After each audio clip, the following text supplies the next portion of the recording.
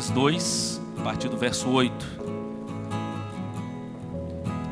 Diz assim a palavra de Deus: Havia naquela mesma região pastores que viviam nos campos e guardavam o seu rebanho durante as vigílias da noite. E o anjo do Senhor desceu aonde eles estavam, e a glória do Senhor brilhou ao redor deles, e ficaram tomados de grande temor. O anjo, porém, lhes disse: Não temais, eis aqui vos trago boa nova de grande alegria, que o será para todo o povo. É que hoje vos nasceu na cidade de Davi o Salvador, que é Cristo, o Senhor. E isto vos servirá de sinal: encontrareis uma criança envolta em faixas e deitada em manjedoura. E subitamente apareceu com um anjo uma multidão da milícia celestial, louvando a Deus e dizendo: Glória a Deus nas maiores alturas, e paz na terra entre os homens a quem Ele quer bem. E ausentando-se deles os anjos para o céu, diziam os pastores uns aos outros: Vamos até Belém e vejamos os acontecimentos que o Senhor nos deu a conhecer. Foram apressadamente e acharam Maria e José e a criança deitada na manjedoura. E vendo-o, divulgaram o que lhes tinha sido dito a respeito deste menino. Todos os que ouviram se admiraram das coisas referidas pelos pastores. Maria, porém, guardava todas estas palavras, meditando-as no coração. Voltaram então os pastores, glorificando e louvando a Deus por tudo que tinham ouvido e visto, como lhes fora anunciado. Eu vou começar hoje a voltar para o texto bíblico, para aquilo que, de certa forma, é para nós um dos momentos mais importantes da história, se não o mais importante da história. Nós nos voltaremos hoje para o momento quando Deus veio ao nosso encontro. E hoje nós então vamos nos voltar para essa passagem, avaliando então um pouco dessa realidade. O que acontece quando Deus vem ao encontro do homem? O texto que nós lemos, ele está inserido nesse contexto então do nascimento de Jesus. É interessante que esse belo texto então, ele vem nessa direção. Claro, irmãos, eu já defendi aqui em outra oportunidade que a festa mais importante para nós cristãos talvez não seja o Natal, e sim a Páscoa. Até porque a Páscoa é uma festa bíblica.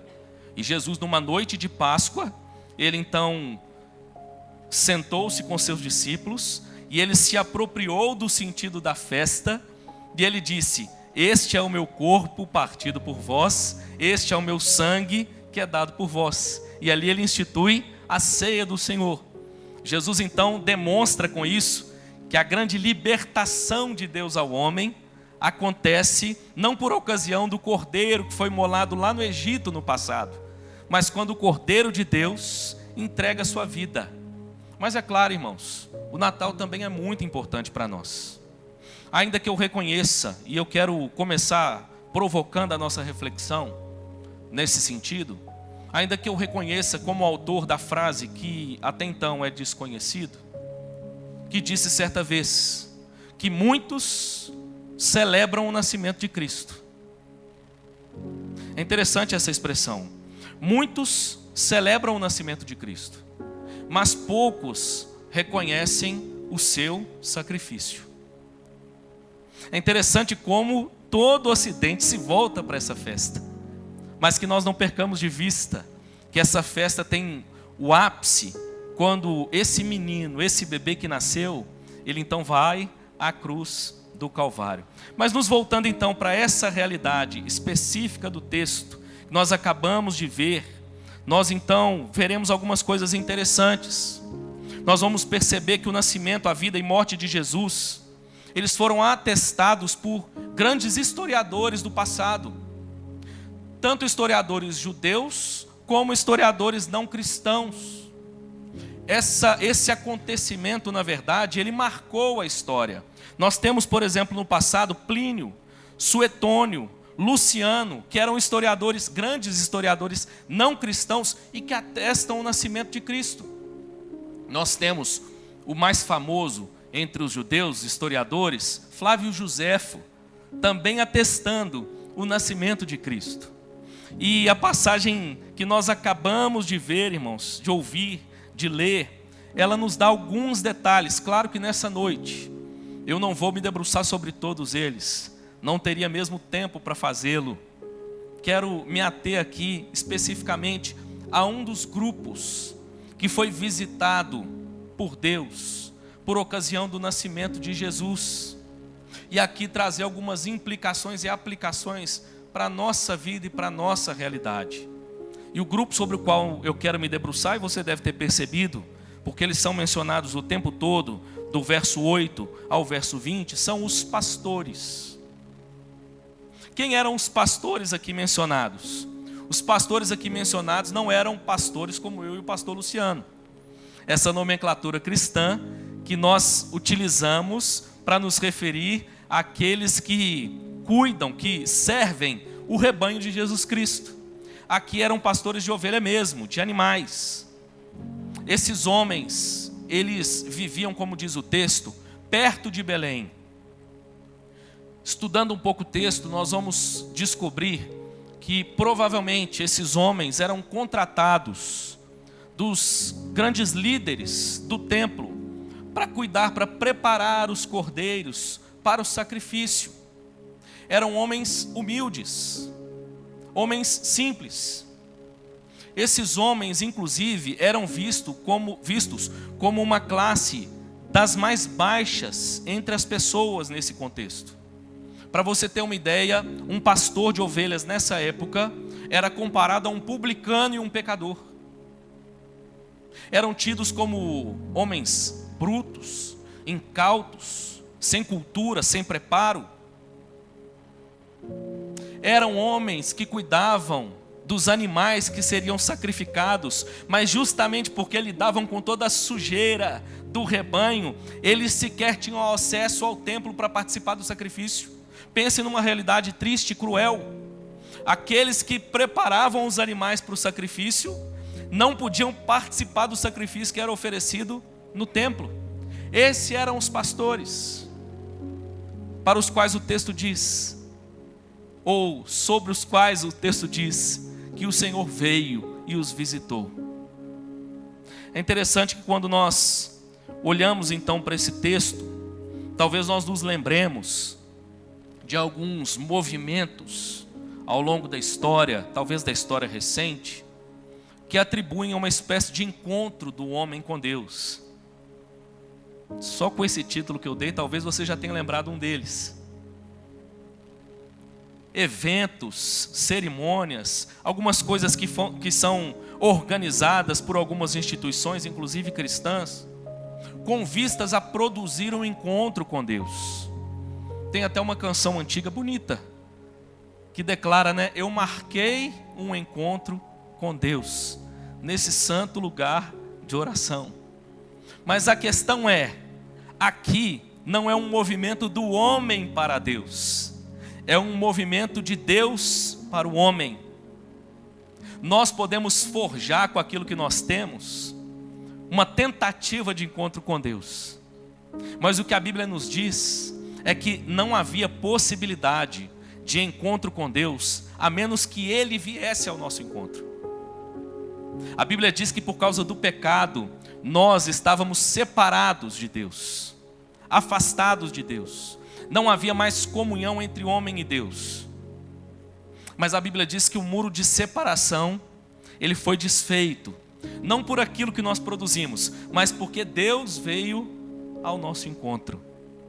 E a pergunta que eu quero tentar responder com você nessa noite é acerca dessa realidade sobre um encontro com Deus. Como avaliar se de fato eu e você tivemos um encontro com Deus? Será que o fato de nós participarmos de uma festa de Natal, como Maringá Encantada, significa que nós tivemos um encontro com Deus? Será que o fato de nós separarmos uma ceia, prepararmos uma ceia, comprarmos presentes no Natal, nos assentarmos em família, será que isso é suficiente para podermos perceber que nós tivemos um encontro com Deus? Eu quero chamar a sua atenção então para a realidade do encontro com Deus, descrito na passagem. Quando Deus vem ao encontro do homem, quando Deus veio ao encontro dos pastores, quais foram os resultados, o que acontece com o homem quando Deus vem ao seu encontro? A primeira coisa que o texto vai nos mostrar, eu quero voltar meus olhos e te convidar a fazer o mesmo, para o verso 9 da passagem. A primeira coisa que o texto vai nos dizer que acontece quando Deus vem ao encontro do homem é o seguinte, preste atenção no verso 9. E um anjo do Senhor desceu aonde eles estavam, e a glória do Senhor brilhou ao redor deles, e ficaram tomados de grande temor. Em primeiro lugar, um encontro genuíno com Deus. Esse texto vai nos mostrar que ele resulta naturalmente em perturbação e medo. Interessante que o verso diz que o anjo vem ao encontro dos pastores e a glória do Senhor, a Shekinah do Senhor, ela brilha ao redor desses homens. Tem um autor que escreveu um livro muito interessante, R.C. Sproul, escreveu um livro chamado A Glória de Cristo. E nesse livro ele diz o seguinte, ele reafirma aquilo que Paulo diz, obviamente, que Cristo, sendo Deus, ele se despiu da sua glória e habitou entre nós. Ele se fez carne e andou entre os homens. Mas a grande tese do Sproul nesse livro é mostrar que durante a jornada terrena de Jesus, a Bíblia vai nos mostrar que em vários momentos essa glória, ela brilha ao redor dos homens. Quer um exemplo? O Monte da Transfiguração. O Senhor Jesus sobe ao monte, leva os seus discípulos mais próximos, e o texto diz que de repente ele transfigurou-se diante deles. Sproul vai dizer, um momento em que a glória de Cristo foi contemplada pelos seus discípulos. O que acontece quando a glória de Deus, quando a glória de Cristo, quando a presença de Deus vem a nós? O que acontece quando Deus vem ao nosso encontro? Em primeiro lugar, a Bíblia vai nos mostrar que a glória de Deus, a presença de Deus, um encontro com Deus, resulta em temor.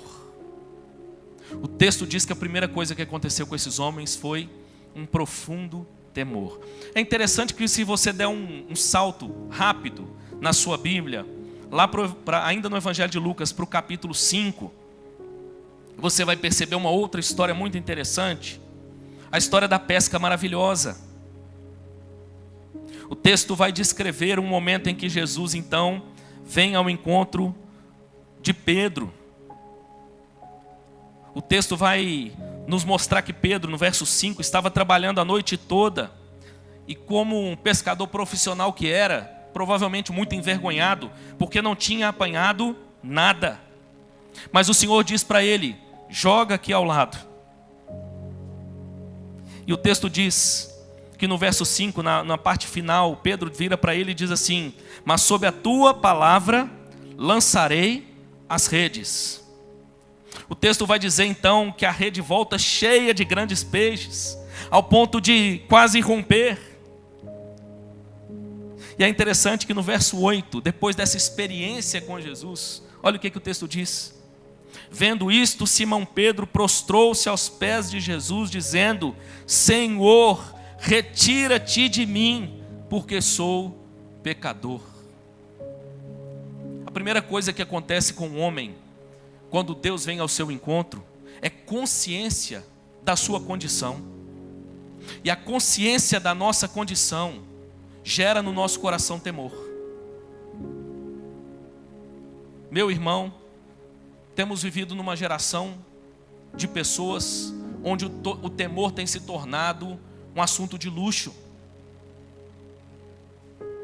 A fé, a religiosidade, a espiritualidade, ou qualquer outra palavra sinônima que você entender que caiba, tem sido tratada de maneira tão leviana. E eu quero chamar a sua atenção então para essa questão que é muito séria. Aliás, se nós dermos uma olhada para todo o Antigo Testamento, nós vamos perceber a mesma realidade, a mesma doutrina. Quando Deus vem ao encontro do homem, a primeira coisa que acontece é que há temor no seu coração. Nós nos reunimos aqui nessa noite para adorar, mas não podemos nos esquecer, inclusive, sobre como devemos fazer isso. A palavra de Deus diz que Deus está no seu santo templo, por isso cale-se diante dele toda a terra. O que a Bíblia está querendo dizer com isso? Que o ajuntamento do povo de Deus deve ser em temor. Você quer ver como, infelizmente, a nossa sociedade tem lidado com isso de maneira leviana? A igreja dos nossos dias, e aqui eu não estou falando da santa e imaculada noiva do Cordeiro, mas da igreja evangélica do século 21. Nós sequer valorizamos o ajuntamento como valorizávamos no passado. Não há temor acerca daquilo que a Bíblia diz sobre esse dia e sobre esse tempo, irmãos. A Bíblia diz, por exemplo, lá em Hebreus: não deixei-vos de congregar. Aliás, o que o texto de Hebreus está dizendo é: quanto mais o dia aproxima, ou seja, quanto mais perto da volta de Cristo, a teologia lá de Hebreus, mais vocês precisam buscar ao Senhor, mais vocês precisam estar juntos em adoração diante de Deus. E isso deve gerar em nós, irmãos, um santo temor. Me desculpe, mas dentre todas as assembleias dessa terra, nenhuma se compara a essa na qual nós estamos fazendo parte nessa noite. Aqui, irmãos, o destino eterno de homens e mulheres está sendo traçado por um Deus poderoso, santo e que deve ser temido pelos homens. O Evangelho começa, irmãos, com uma má notícia.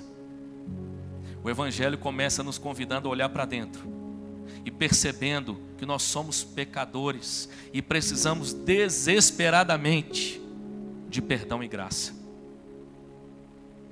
Eu lembro de pregar numa igreja, irmãos, há uns anos atrás, de outra denominação, e fomos com a banda que eu tocava, íamos tocar também.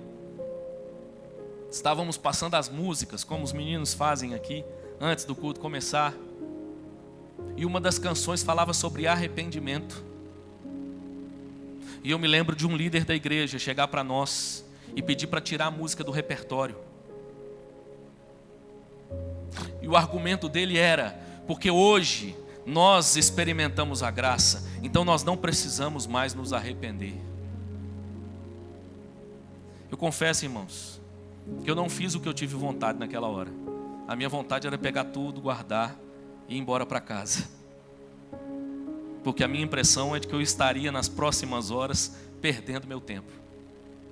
Me desculpe, meu irmão, eu sei que você tem problemas, eu sei que você lida com situações difíceis, mas a primeira coisa que acontece quando nós nos reunimos na presença de Deus, e de fato Deus vem ao encontro do homem, é que um santo temor é gerado dentro de nós.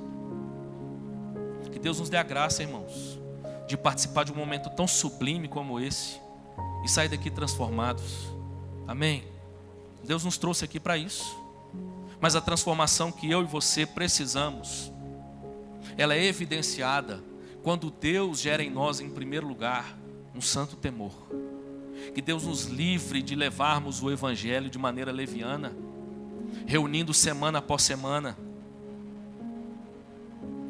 realizando cultos, rituais, acampamentos, congressos, conferências, sem permitir que a graça de Deus nos transforme de dentro para fora. Que nós nos prostremos diante do Senhor em temor, clamando o perdão dos nossos pecados. Mas, irmãos, o texto não termina aqui.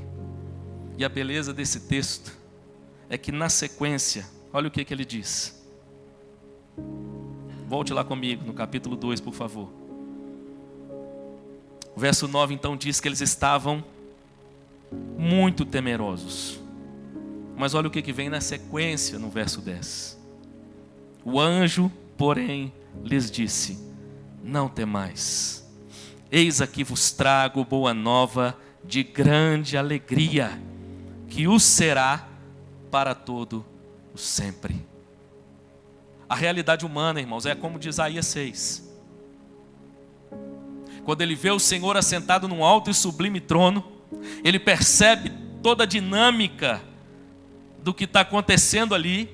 O texto diz que Isaías, na mesma hora, ele se prostra e diz: ai de mim, porque eu sou um homem de lábios impuros, habito no meio de um povo de impuros lábios, e os meus olhos viram a glória do Senhor. Mas da mesma forma, irmãos, como naquela ocasião, Deus então envia um anjo que toca em Isaías. Ele encontra perdão e graça. E ele é inclusive comissionado na sequência para realizar a obra de Deus. O texto diz que diante da glória do Senhor, esses homens caem de temor. E assim acontece conosco. Espero que aconteça conosco, inclusive nessa noite.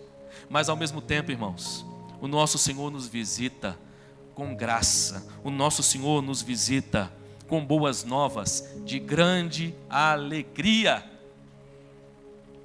Que Deus nos dê a graça de percebermos que pela visitação de Deus, nós somos capacitados a nos tornarmos o povo, e assim devemos ser, o povo mais feliz e mais alegre de toda a terra. O texto diz que o anjo então diz a eles: fiquem tranquilos, porque eu trouxe para vocês uma boa nova de grande alegria. E essa boa nova de grande alegria será para todo o povo. E ele vai descrever que boa nova é essa. É que hoje vos nasceu na cidade de Davi o Salvador, que é Cristo o Senhor. Irmãos, como o nosso coração se alegra quando Deus vem ao nosso encontro e traz boas novas de graça, de perdão. Como o nosso coração se alegra, e precisa ser assim. Nós temos motivos de sobra para sermos o povo mais alegre de toda a terra. Nós entendemos a profundidade, a grandeza dessa graça. Interessante que eu vi há um tempo atrás uma entrevista daquele escritor, o pastor Luciano inclusive gosta muito dele, eu já li algumas coisas de fato, tem pérolas de sabedoria, Rubem Alves. E certa vez ele foi no programa do Jô Soares. Se você quiser, você pode jogar na internet, você vai ver essa entrevista. E algo me chamou a atenção. Não sei se você sabia, mas Rubem Alves foi pastor. E o Jô Soares não deixou isso passar desapercebido.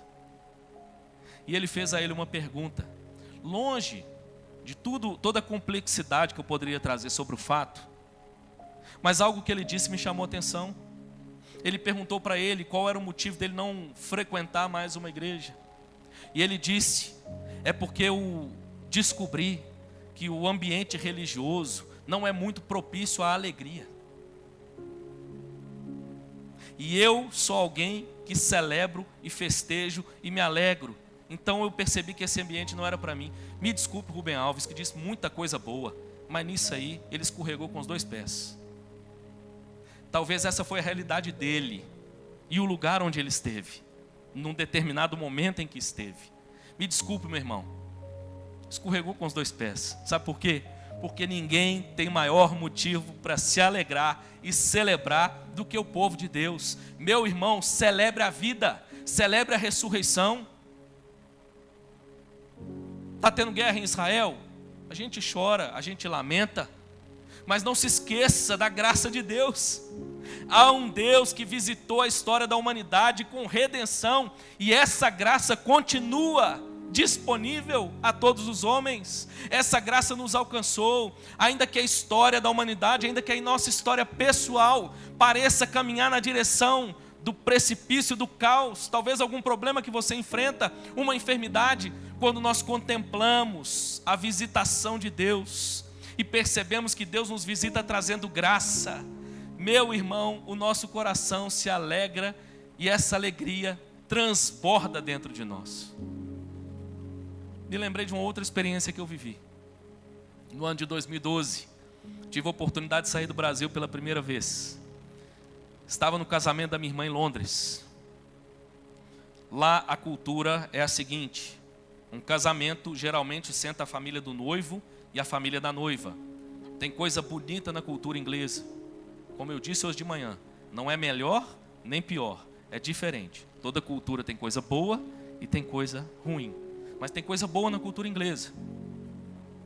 Todos assentados à mesa, de repente o garçom, sei lá qual o nome que dá para a pessoa que cuida da cerimônia, veio até a mesa e obviamente começa com a mesa dos familiares da noiva e do noivo e nos convidou para irmos à mesa servir. Nós fomos, enquanto todos os outros convidados permaneciam assentados. Pensa num negócio organizado. Fomos nos servindo e nos assentando à mesa. E ninguém comeu enquanto o último não assentou à mesa. Pensa numa organização. 5 minutos antes, todo mundo lá. Faltando 2 minutos para terminar, tinha fila no elevador para ir embora. Uma organização, irmãos, muito grande. E assentados à mesa, ali, antes, estávamos conversando. E obviamente eu não sou fluente em inglês. E eu ali me derrapando e tentando entender e falar alguma coisa. Mas aconteceu um fato muito curioso. Um dos membros da família do noivo perguntou para um dos meus familiares qual era a profissão dele. E o primeiro disse a profissão. E eles, mas que coisa legal, que profissão maravilhosa. Veio perguntando ao segundo, eu sou músico. Nossa, poxa, coisa boa. Eu sou psicólogo. O que é isso? Profissão maravilhosa. E quem que ficou por último? Você já sabe, né? O último era o pastor. E quando me perguntaram, e você, qual a sua profissão? Conhecendo a história, irmãos, nossa história está ali do lado. Eu virei e disse, eu sou pastor presbiteriano. Na mesma hora eu percebi o sorriso sumindo dos lábios. E um olhar assim meio de juízo. Mas eu não aguentei, irmãos. Eu perguntei. Percebi que o seu semblante mudou? E aí então, uma das pessoas à mesa me disse o seguinte: é porque nós conhecemos um pouco da história do presbiterianismo aqui perto de nós. E eu preciso confessar que a minha impressão, quando falo em pastor presbiteriano, é que eles não querem que ninguém seja feliz.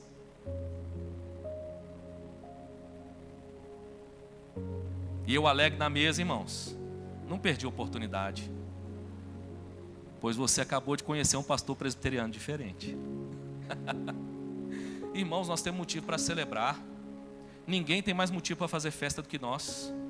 Ninguém tem mais motivo para curtir a vida e celebrar a vida, irmãos, do que o povo de Deus. Enquanto as pessoas aí fora, irmãos, caminham para o precipício, nós caminhamos para a vida eterna. Que Deus nos dê a graça de perceber a grandeza e a beleza dessa graça. E ao exemplo desses pastores, celebrar, irmãos, de todo o coração, em nome de Jesus. Somos o povo mais feliz dessa terra. Temos motivo de sobra para nos alegrarmos.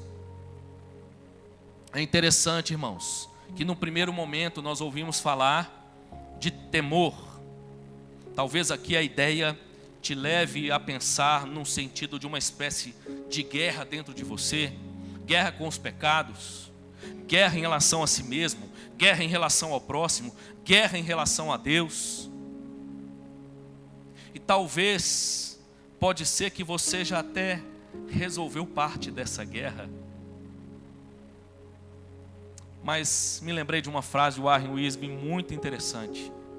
Warren Wiersbe disse certa vez que a ausência de guerras não é garantia de paz. Talvez hoje você não esteja sofrendo um grande problema. Talvez hoje você não tenha um motivo assim muito grande para lamentar e chorar. Mas o encontro com Deus gera em nós temor. Mas além do temor, o encontro com Deus traz paz genuína.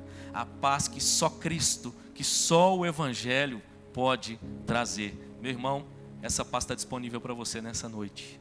Louvado seja Deus por isso. Amém.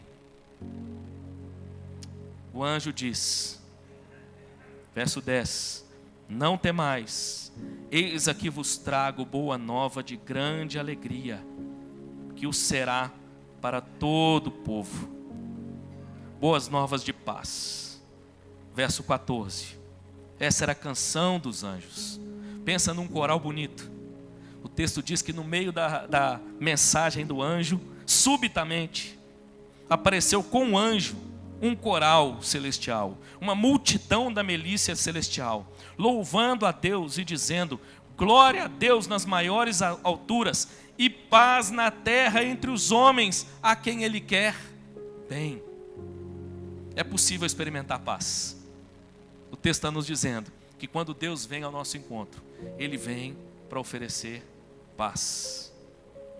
Caminhando para o fim então, irmãos, nós vamos perceber que o encontro com Deus, o encontro genuíno, ele resulta não apenas em temor. Foi o primeiro sentimento, o primeiro fato que nós percebemos na vida desses pastores. Um temor profundo. Que assim seja nos nossos corações. Na sequência, nós ouvimos sobre boas novas de grande alegria. Que essas boas novas tragam alegria ao meu e seu coração nessa noite, em nome de Jesus. Que nós celebremos de fato ao Rei que já venceu. Se você não está vindo ou não está ouvindo ainda a nossa série às quintas-feiras, quero aproveitar para te fazer um convite. Nós estamos meditando aqui às quintas-feiras sobre o título: E então virá o fim. E basicamente nós mostramos que há um sentido escatológico na palavra de Deus desde o início.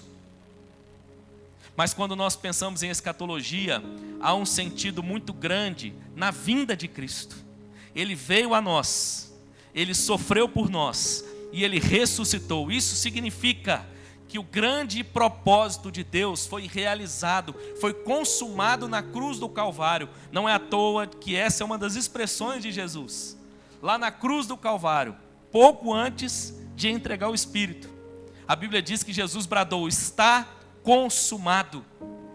Hoje nós vivemos entre o já e o ainda não de Deus. Já está consumado, mas nós aguardamos a consumação final, motivo de sobra para nos alegrarmos.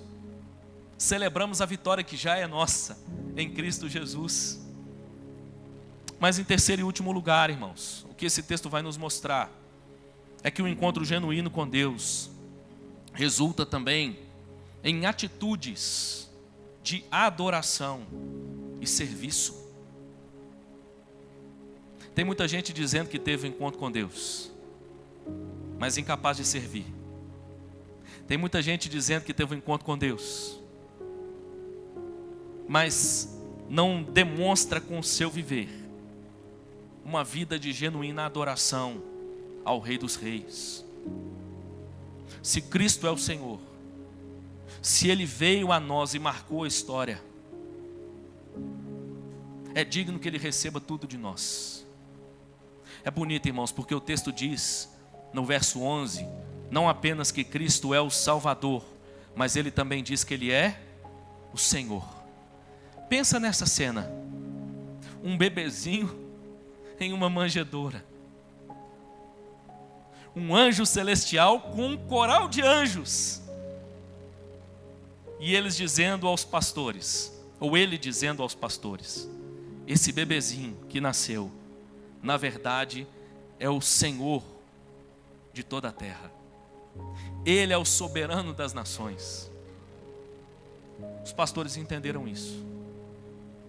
E o que nós vemos na sequência, irmãos, é que o encontro genuíno com Deus resulta em serviço e adoração. É interessante que quando a gente olha para o capítulo 1, a gente vai perceber algo semelhante. O capítulo 1 vai mostrar, por exemplo, o momento em que o anjo traz um anúncio a Maria acerca de Jesus Cristo. E o texto vai dizer do verso 46 ao 55, que Maria então entoa um belíssimo canto de louvor a Deus. Você conhece esse cântico? A minha alma engrandece ao Senhor, e o meu espírito se alegra em Deus, o meu Salvador. O encontro com Deus resulta em adoração.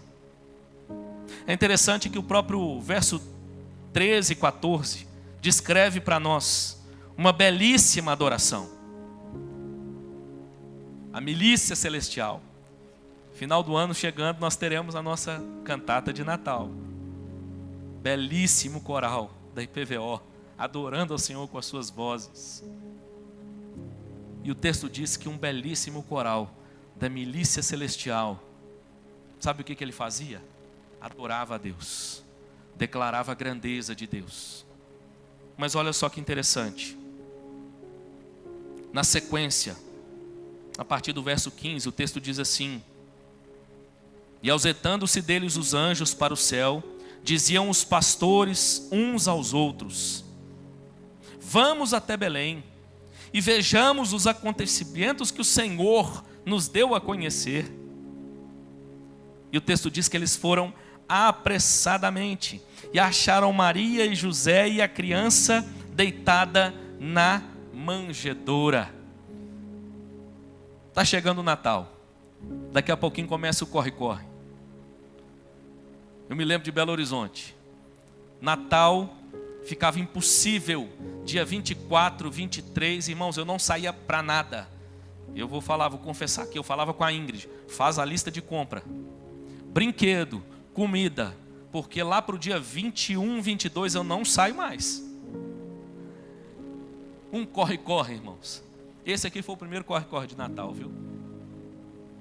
Enquanto muitas vezes o corre-corre se resume ao consumismo, aqui, irmãos, esses homens correm na direção do Senhor. O texto diz que eles vão apressadamente até Belém. Eles estavam a certa distância e eles então correm até Belém para ver presencialmente aquilo que eles haviam escutado até então. Warren Wiersbe, inclusive, diz algo interessante. Ele diz que o nascimento de Jesus levou, perceba um movimento, levou José e Maria de Nazaré até Belém. Capítulo 2, 1 a 7. Trouxe os anjos do céu à terra. Capítulo 2, de 8 a 14. E levou os pastores dos campos até Belém. Capítulo 2, de 15 a 20. Mas segue comigo a leitura, verso 16. O texto diz assim: foram apressadamente, acharam Maria e José e a criança deitada na manjedoura, e vendo-o, divulgaram o que lhes tinha sido dito a respeito do menino. Todos ouviram, se admiraram das coisas referidas pelos pastores. A primeira coisa que está acontecendo é que esses pastores agora se tornam arautos da boa notícia. Eles correm agora para compartilhar aquilo que eles viram e ouviram. Eles citam então: olha, fomos visitados pela glória do Senhor, um anjo veio até nós e nos disse assim, assim, assim, e de repente o céu irrompeu em louvor, uma milícia celestial com um coral maravilhoso, adorando e entoando ao Senhor. E o texto diz que todos ficaram maravilhados pelo relato dos pastores. Homens simples, mas que foram transformados pela visitação divina e se tornaram agora arautos dessa graça maravilhosa. Vamos terminar o texto, verso 19. Maria, porém, guardava todas estas palavras, meditando-as no coração. E o verso 20 então diz assim: voltaram então os pastores, glorificando e louvando a Deus por tudo que tinham ouvido e visto, como lhes fora anunciado. Esses pastores agora voltam, glorificando a Deus, louvando ao Senhor. Eles agora permitem que a sua vida seja um instrumento para adoração e louvor ao Deus dos céus. Meu irmão, a minha vida e a sua vida também precisam ser um instrumento contínuo de louvor e adoração a Deus. Se de fato Cristo veio ao nosso encontro, se de fato Deus veio ao nosso encontro, a nossa vida precisa ser um instrumento de adoração. Adoração, quem estava comigo aqui na escola dominical, por exemplo, de manhã viu que é utilizada uma das palavras no grego do Novo Testamento, é a palavra para serviço. Há um serviço de adoração. Quando a graça do Evangelho alcança o nosso coração, nós entendemos que nós precisamos imitar o nosso Senhor. E sabe o que Ele nos mostrou? Como eu compartilhei aqui, se não me engano, no domingo passado, que Ele veio para servir. Nós então miramos o seu exemplo e nós nos dispomos a servir. No reino de Deus não há espaço, irmãos, para consumidor da fé. No reino de Deus não há espaço para espectador da fé. Somos chamados a sermos adoradores, colocando a nossa vida a serviço e a adoração desse Deus maravilhoso. Pastor Felipe Fontes disse algo interessante, e eu fiz questão de anotar, comentando acerca do Natal, do nascimento de Jesus. O bebê cresceu, derrotou o usurpador e assumiu o lugar de rei, senhor e juiz. Uma relação correta com ele exige mais do que a simpatia sentimentalista com uma criança. Exige rendição, entrega e obediência. Neste Natal, considere seriamente isto: sua vida está em jogo. Um encontro com Deus nos leva, irmãos, a entregar a nossa vida em adoração a esse Deus santo e maravilhoso. Quero terminar. Desculpe se pareço enfadonho quando eu leio, mas eu queria trazer para você mais duas citações para nós terminarmos. A primeira delas é atribuída a James Alan Francis, e ele disse algo muito interessante. Eu cortei um pedaço para ficar menor. Ele diz assim: ele, Jesus, nasceu em um vilarejo desconhecido, filho de uma camponesa. Cresceu em um outro vilarejo, onde trabalhou numa carpintaria até completar 30 anos. Durante 3 anos, foi um pregador itinerante. Nunca escreveu um livro. Nunca ocupou posição. Nunca formou família ou teve uma casa. Não frequentou a faculdade. Nunca conheceu uma cidade grande. Não se afastou sequer 300 quilômetros do lugar onde nasceu. Nada fez do que normalmente acompanha o poder. Não tinha credenciais, era simplesmente ele. Tinha apenas 33 anos, quando toda a opinião pública se voltou contra ele. Seus amigos fugiram, e um deles chegou a negá-lo. Foi entregue a seus inimigos e passou pelo escárnio de um julgamento. Foi crucificado entre 2 ladrões. Quando estava morrendo, seus executores disputavam suas roupas, suas únicas posses neste mundo. E quando morreu, foi sepultado em um túmulo emprestado por um amigo misericordioso. 20 séculos se passaram. E hoje, ele é a figura central da raça humana.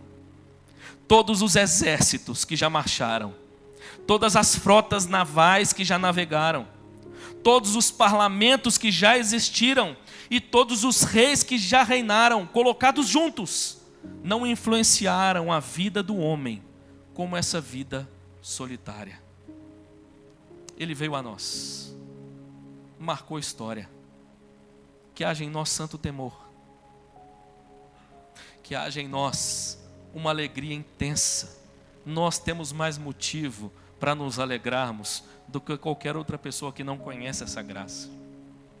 Que haja em nós adoração real, sincera, genuína, que a nossa vida seja uma eterna adoração a Deus.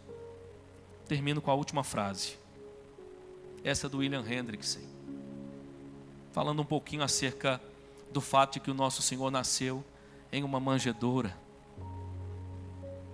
Olha o que ele diz: não foi porque o hospedeiro fosse cruel ou não hospitaleiro, mas porque a estalagem já estava cheia. Assim também há corações que nunca recebem a Cristo.